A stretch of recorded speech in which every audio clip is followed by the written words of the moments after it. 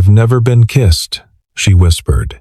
The music in the small restaurant suddenly felt too loud, too intimate, too dangerous. Ethan Carter, single dad of 3, mechanic by day and exhausted father by night, froze with the wine glass halfway to his lips. Across from him sat Claire Whitmore, elegant, reserved, way out of his league. The kind of woman who belonged in boardrooms, not in a corner booth at a place called Della's, where the laminated menus were sticky at the edges and the house wine came in stemless glasses. Yet her eyes held something fragile, something terrified. Ethan knew the rules. Asterisk. Don't cross the line. Asterisk. Asterisk. Don't complicate her life. Asterisk. Asterisk. Don't let feelings grow. Asterisk.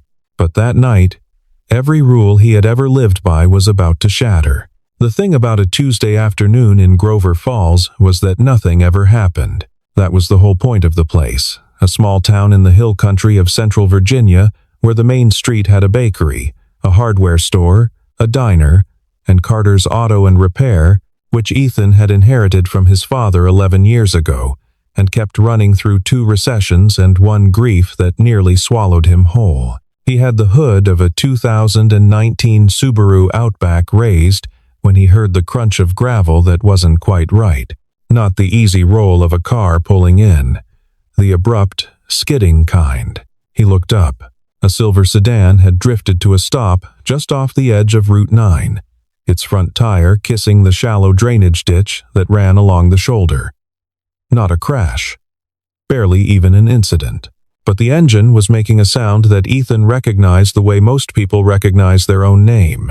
A high, thin whine that meant the serpentine belt had finally given up. He wiped his hands on a shop rag and walked over. The driver's door opened before he reached it. The woman who stepped out was not dressed for Grover Falls. That was the first thing he noticed. A slate gray blazer over a white blouse, tailored trousers, shoes that cost more than Ethan's monthly groceries. Dark hair pulled back in a knot that looked effortless, but probably wasn't. She was looking at the front of the car the way most people look at a spider, with the calm, controlled expression of someone refusing to show how unsettled they actually were. "Belt," Ethan said. She looked at him.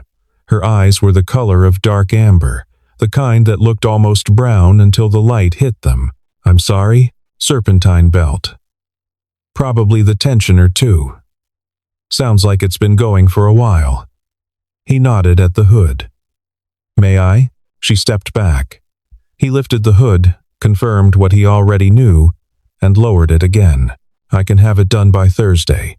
If you need a loaner, I've got a 2009 Civic that runs fine. Nothing pretty." "Thursday," she repeated. She was looking at her phone.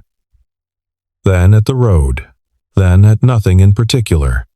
"I have a meeting in Richmond at 9 tomorrow morning.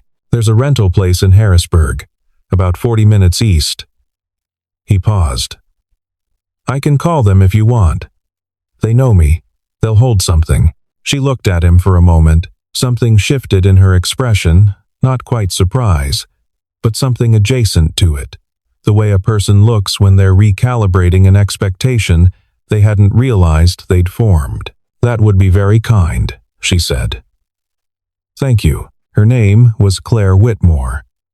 She gave him the keys and the insurance card and shook his hand with the firm, brief grip of someone accustomed to professional interactions. She called a car service from the parking lot, not a taxi app, an actual car service, which told him something, and while she waited, she asked him one question.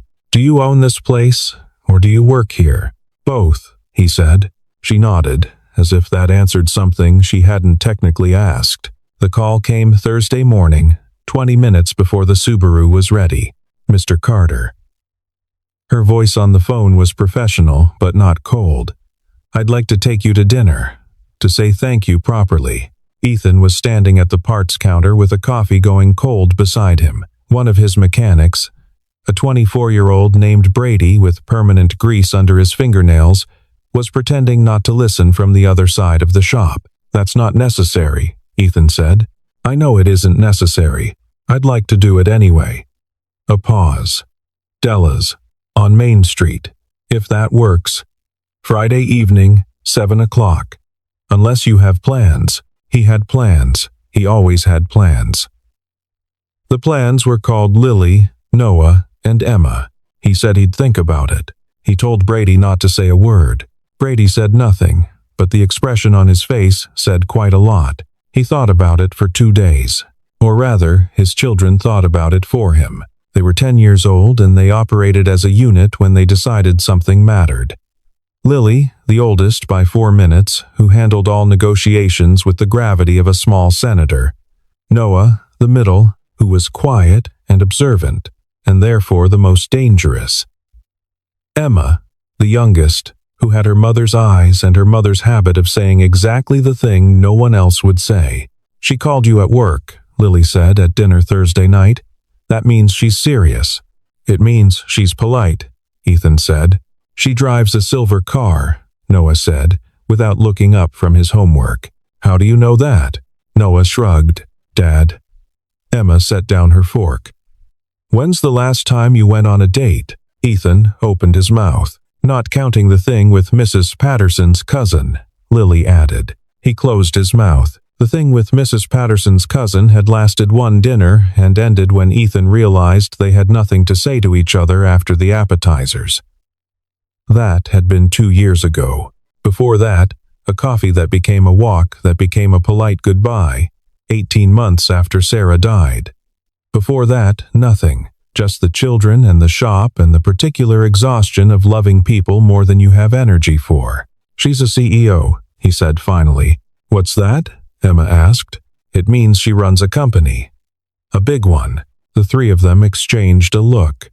He had come to think of it as their conference call, some kind of silent signal that passed between them in an instant. A shared frequency he was not on. Go, Lily said. Yeah, Noah agreed. Go. Emma nodded. We'll be fine. I'll make sandwiches. You'll make sandwiches, he repeated. Peanut butter, she confirmed.